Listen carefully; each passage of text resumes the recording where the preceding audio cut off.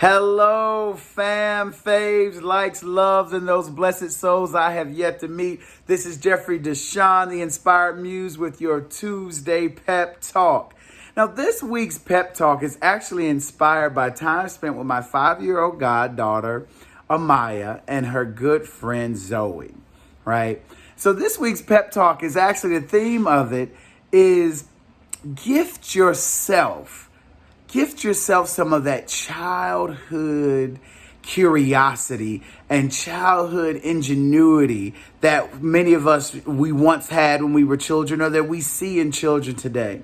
You know, when I spend time with Maya and Zoe, I'm reminded of just that curiosity around the most basic things, but also most importantly, that piece of a piece that comes with that curiosity is that commitment to seeing something through. When Amaya and Zoe have an idea and they want to do something, or it's time to get ready to go home, from having a play date, or they desire to try to figure out, how do we actually turn this play date into a slumber party? One thing is I notice, and we notice about children, is they come with one idea, right? They come with one proposal. Hey, how about this? And when that's shut down, do they take no for an answer? No. They usually put on a display, and then they might go away for a while, but then they're going to come back again, and they're going to come back with another concept or idea. So when they know it's time to wrap up the party and they're going to end up having to go home, right? Somehow, all of a sudden, let me put on a performance. Let me put on a performance for you. Let me read you a book, right? And next thing you know, that performance is turned into 5 minutes, 10 minutes. That book is turned into 1 book, 2 books, 3 books. And the next thing you know, somehow Amaya and Zoe have gotten another 30 minutes, 45 minutes, or an hour, right, in time together.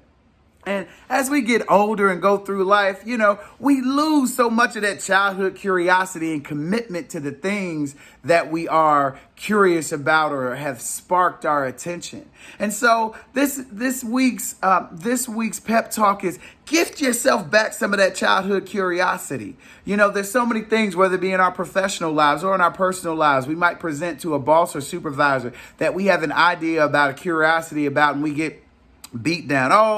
The timing isn't right to explore that project. Or that doesn't fit within priorities. And we go, shut down. Okay. And we go sit.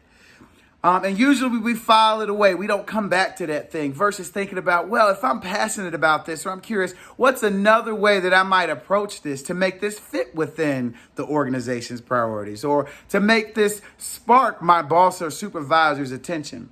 If it's something in our personal lives that we want to explore, and we might come to our partner or our spouse and we don't have time for that. We don't have resources for that.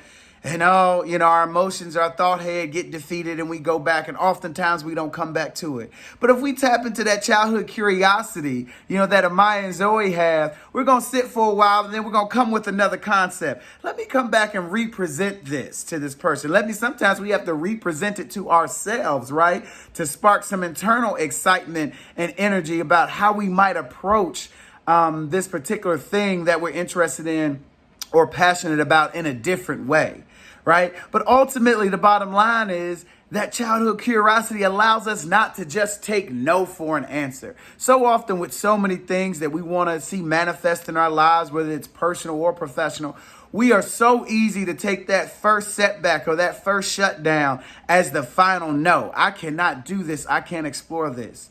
But with Amaya and Zoe, they don't take that final no for an answer. They're going to figure out another way. They're going to come back with new language, or they're going to come back with a whole nother scheme that we don't even see as connected or related. But next thing you know, it's been 30 minutes, it's been an hour, it's been 2 books, it's been 3 books.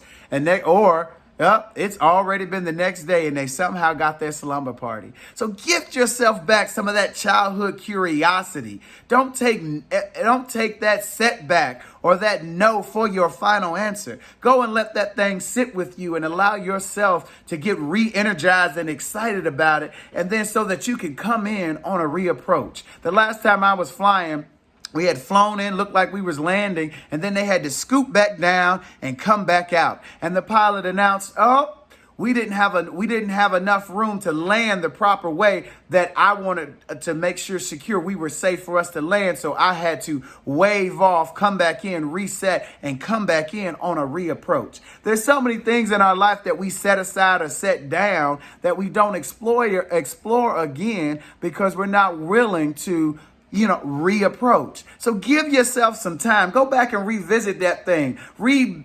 Figure out how you re-trigger that excitement or reframe your presentation to those that you need to build buy-in and come back in on a reapproach. Because I guarantee you, every time, or if you look at a child, a young person in your life, if there's something they really want to do, they're going to step away. They'll take that initial no or you can't, but they're going to come back in on a reapproach. So gift yourself some of that childhood curiosity and go back and step back on some of those things you've set aside. You've taken no for it, no as the final answer. And let's reapproach it and reapproach it with some childhood curiosity and excitement, because as always, we know that what? All things are possible and nothing is out of reach. This is Jeffrey DeShawn with your Tuesday Pep Talk. Gift yourself back that childhood curiosity and let's try to reapproach some of those things in our life that we are trying to make manifest. All right. You go forth and have a great day.